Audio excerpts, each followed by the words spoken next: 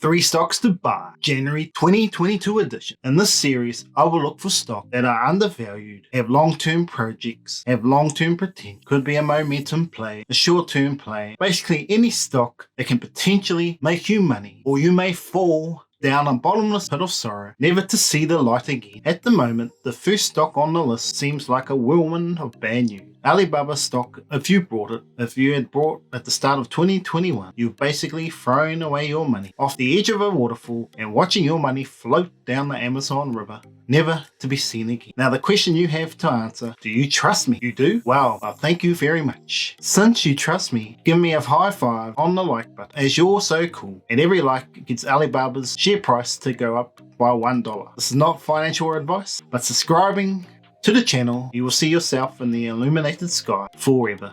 As an investment guru, you are. Alibaba, why is this stock taking, imploding?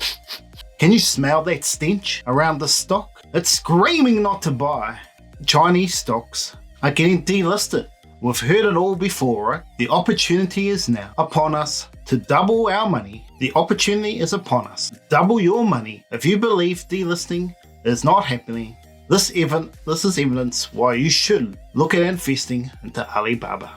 The management shaker and an overhaul of its e-commerce business. Maggie Wu will depart as financial officer in April. She'll be replaced by Toby Zhu, who currently holds the deputy CFO post. Alibaba also announced plans to restructure its e-commerce operations by forming 2 new digital e-commerce divisions focused on international and domestic markets. One positive in the last quarter, cloud computing revenue increasing by 29% to $2.49 billion. Alibaba's portfolio of business models closely resembles the US giant Amazon's. The core e-commerce business in several forms, which includes electronic markets, serving computers, and commercial customer technology initiatives such as artificial intelligence and integrated circuit development, cloud computing, media including movies and music streaming, and even a leading newspaper, the South China Morning Post, all of which parallels Amazon's portfolio. A few include Washington Post, owned by Jeff Bezos. Alibaba stacks up very well against Amazon in terms of key operation metrics. It is a younger and smaller company. In terms of revenue, $127 billion for the trailing 12 months compared to $45.7 billion for Amazon. But it's much more profitable. Alibaba has a margin almost twice that of Amazon. Unbelievable how close the net profits are. Alibaba trailing 12 months net profit of $19.4 billion. It's not that far away from Amazon's $26.2 billion. In terms of valuation, Amazon is almost 5 times more than Alibaba.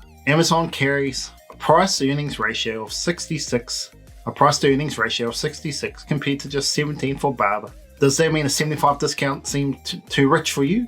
So with the management restructure, cloud computing, e-commerce is not going away, represents Alibaba as extreme value. Even if you're being conservative, $200 is a fair value for the stock price currently. So it looks like a steal deal if it goes under $100. It's a no-brainer, not financial advice. If you like this company, do more research as revenue continues to increase every year, but the net profit needs to match similar percentage growth as the revenue. They have gone backwards in the current financial year and the net profit side. The second stock we are going to look at is Meta Platform, aka Facebook. The stock that seems to have the most controversy around in the stock market for whatever reason. People either seem to love it or they hate it. Why don't you tell me in the comments section which side you're on with Facebook? They don't seem to like the stock because either the way Zuckerberg was so ruthless early on with his dealings with his co-founders and the anti-terrorist threat and the privacy issue. One thing you can't deny about Facebook is that they are one of the best companies in the world when it comes to financial. Meta's revenue will have doubled in just 3 years from 2018 $55 billion to over $110 billion projected, with a couple months left to go in the fiscal year.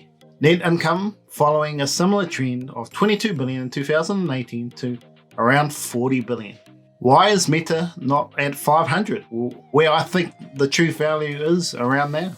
Simply, Meta seems to be really only move on stories, positive or negative, and not much else really. They don't seem to have the same following like Apple or Tesla. The future is so bright with this company, I have no doubt Facebook is going to 1,000. With the metaverse potentially taking over the world, 2000 is not out of the horizon, especially if they can keep up the growing 33% a year revenue. But that is the question with the investment into the metaverse. Will profits dwindle for a while? That is the question you have to ask yourself. Facebook's ad revenue continues to increase, and I expect you will see 30% annual ad revenue growth for the next 10 years as social media ain't going anywhere. Most people seem to be pessimistic with Meta, but Zuckerberg hasn't been wrong much, has he? Look at Instagram and WhatsApp. They were great purchases. Metaverse is coming, and the gaming world, especially in the younger generation, 35 years and under, are playing video games very regularly. If you want a longer breakdown of Meta, the Facebook stock and history, check out my video on Facebook. Meta platforms is so undervalued, you're getting a great price now, and if it gets to under $300, start loading the boat. Heck, why not the kitchen sink or your private jet? Not financial advice. Although privacy issue is plaguing Meta.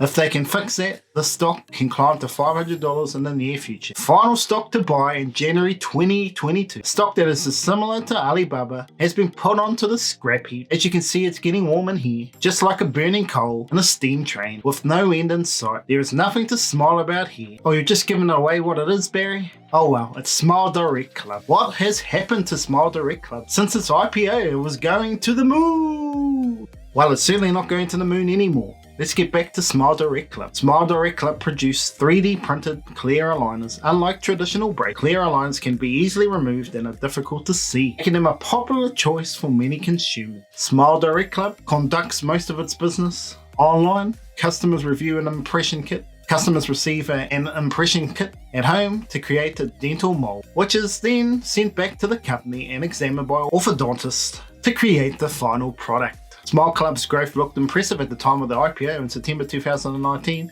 It had served over 700,000 members across the US, Canada and Australia and the UK since its founding in 2014. They've opened up more than 300 brick and mortar stores, Smile shops, to complement its online business and secure in-store partnerships with CVS and Walgreens. Its revenue surged 190% to $432.2 million in 2018 and rose 113% year over year to $373.5 million in the first half of 2019. But it also faced two problems. First, it was unprofitable and the losses were widening. Second, it had just settled an ugly legal dispute with its former partner, the clear aligner maker Align Technology. Align was initially Smile Direct Club's exclusive third-party distributor, but emerged as a competitor by opening its own retail stores, which violated its non-compete clause. Smile Direct Club won the legal battle and Align was forced to sell its 90% stake in the company well below market value. But that dispute heralded Align's arrival as a major competitor. Why did Smile Direct stock plummet? Smile Direct Club's growth over the following 2 years failed to bring back the bulls. Its revenue 77% to $750.4 million in 2019, but its net loss widened even more to $74.7 million.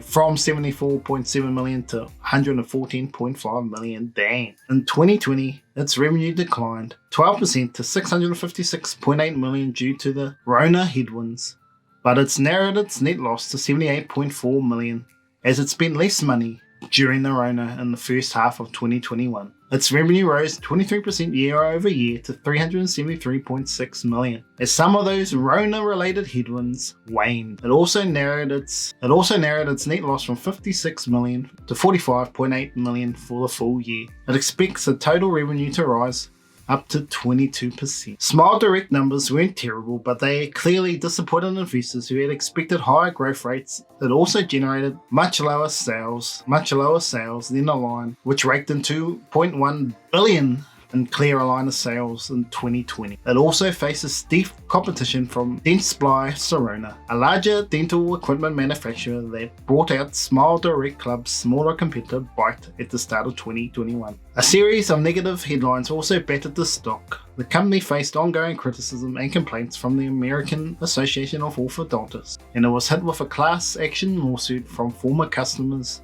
over allegations of false advertising shortly after the IPO. Early in 2021, it was hit by a cyber attack and a court invalidated one of the clear aligners patents in a dispute with its competitor Candid Care. Align also successfully sued Smile Direct Club to recoup the full value of the stake which it was forced to divest in 2019. The new ruling, which was passed in March, required Smile Direct Club to pay an additional $45.5 million plus interest to align for the value of the original investment. Why do investors think a short squeeze could happen? Smile Direct Club flaws are easy to spot. Its growth is decelerating, it faces intense competition, and it still can't generate profit even though a single treatment costs nearly $2,000 and it's paid up front. Woo! Woo-wee! But unlike many other meme stocks, Smile Direct Club still has a growing business. Its numbers of members have more than doubled since its IPO to over 1.5 million, and it's recently expanded into France, its 7th European market, to further reduce its dependence on the US market. Its losses are also gradually stabilising, and its stock seems cheap at less than 3 times this year's sales. Furthermore, analysts expect the company revenue to rise 22% next year as its business stabilises and the macro headwinds wane. So a stock that has virtually dropped by 80% from a year ago suggests bankruptcy, but on the upside, it could 10x to somewhere near $22 could be on the cards if they decrease their net loss in the next few quarters. And within a few years, you could see their price. So if you're looking for a high risk play with super potential gains, this may be the stock for you. Well, thank you very much, guys and gals, for joining the show today. I hope you can spare a high five to the like button so we all can have a wonderful year in the stock market, and also subscribe to the channel so all of us can smile all the way to the bank. I hope you've enjoyed the video today, and I'd like to see you again very soon. Take care out there.